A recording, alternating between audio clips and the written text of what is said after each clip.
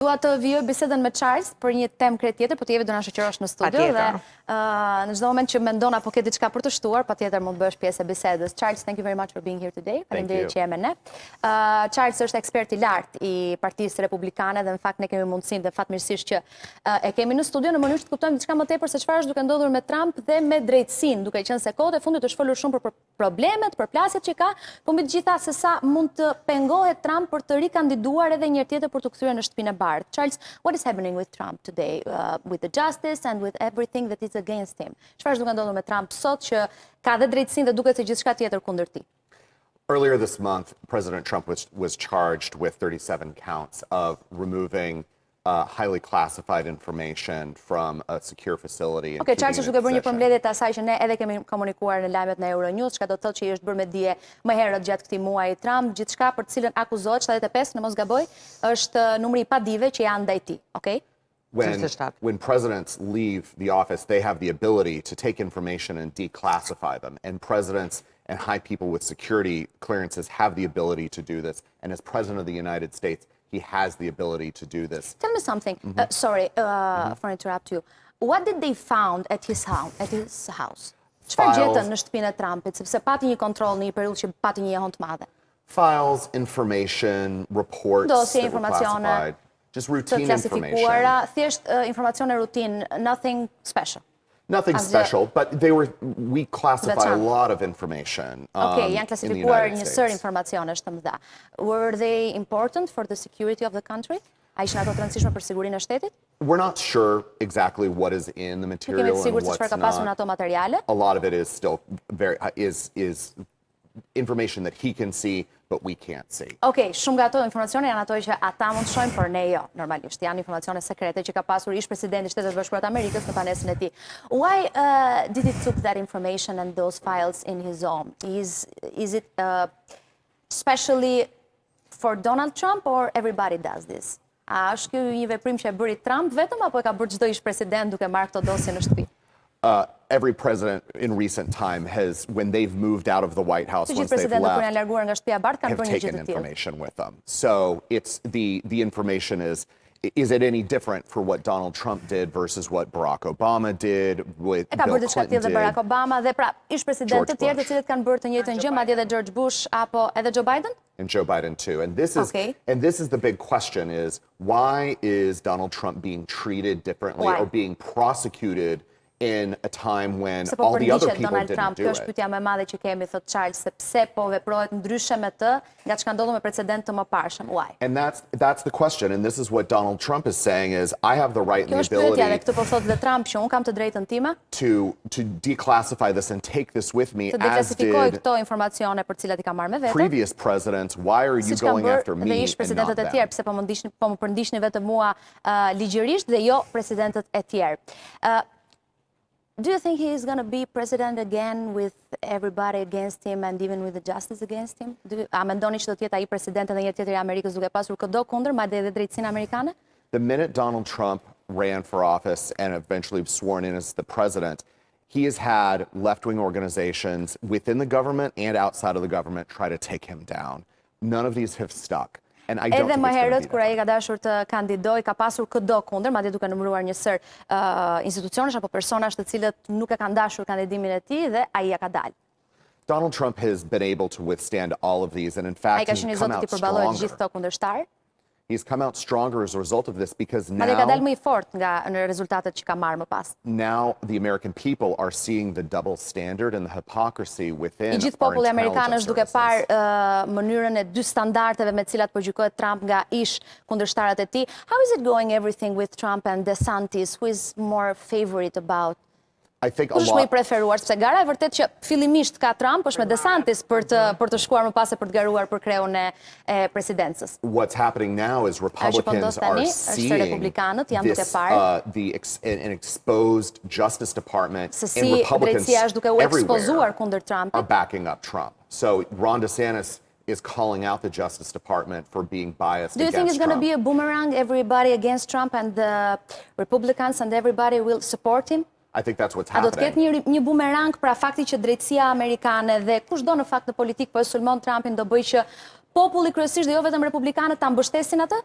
He's raising a lot of money. He's going higher and higher in the polls. Americans are seeing... Ai po rritet në sondazhe dhe Amerikanët janë duke parë vetë, qartë. Americans are seeing the weakness in our Justice Department, and especially being here in the Balkans. People here know what a weaponized intelligence service can do to suppress free thought and free speech, and we're seeing that in America, and it's very dangerous.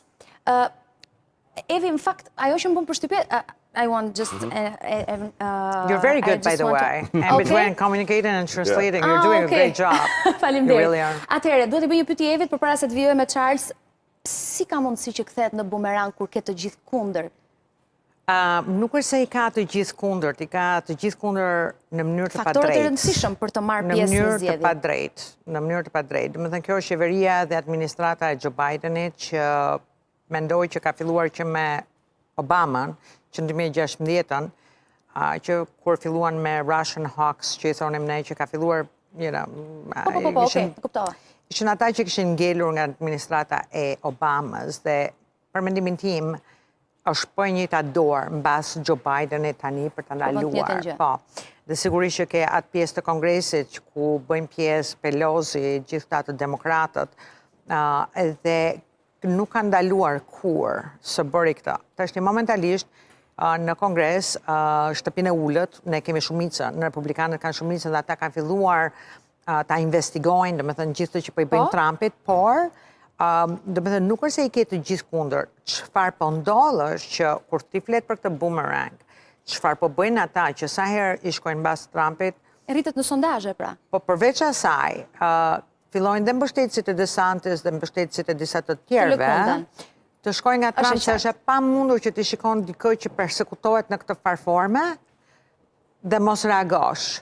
Domethënë se ai po persekutohet, nuk po. Okay, let's talk about the war, Ukraine and Russia. What's the idea of Donald Trump? Okay, if he is tomorrow the president of the United States, what he will do? Çfarë do të bëjë Donald Trump në rast se nesër është presidenti i Shteteve të Bashkuara të Amerikës për situatën e luftës mes Rusisë dhe Ukrainës? I think President Trump, and he said this, would walk in and start negotiating with both sides.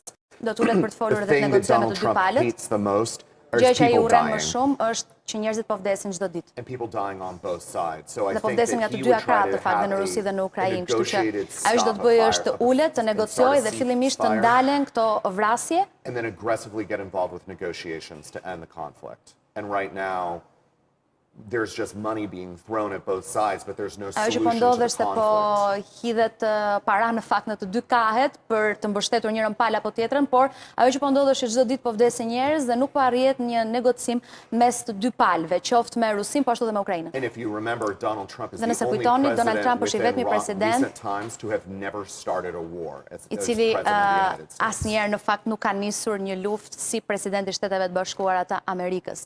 Megjithëse u menduan ndryshe. Domethënë gjithmonë ishte frikë. Po, në fillim ishte ideja që Trump do ishte agresiv. Initially they said Trump is going to get us into war and, you know, he was more aggressive. But after all, he did nothing. His negotiation style is the thing that kept America safe and kept our Western allies safe. Aftësia e tij për të negociuar ka mbajtur Amerikën të sigurt. It all fell apart in Afghanistan, in Ukraine.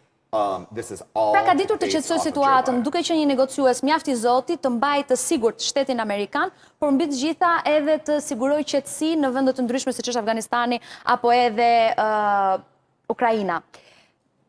What does Donald Trump think about the immigrants? Çfarë mendon Donald Trump për emigrantët?